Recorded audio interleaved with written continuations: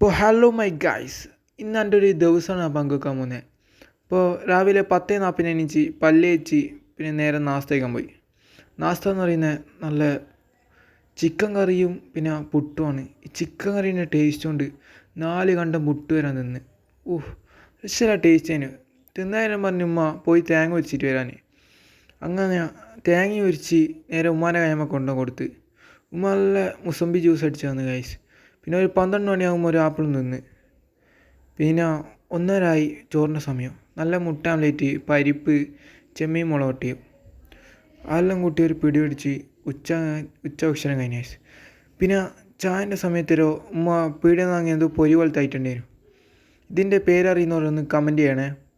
അപ്പം അത് നല്ല ചട്ടിയിൽ എണ്ണയെല്ലാം ഒഴിച്ച് അത് ഇടുന്ന സൈസ് ഉണ്ടല്ലോ ഗൈസ്, ചെറിയൊരു സാധനമാണ്.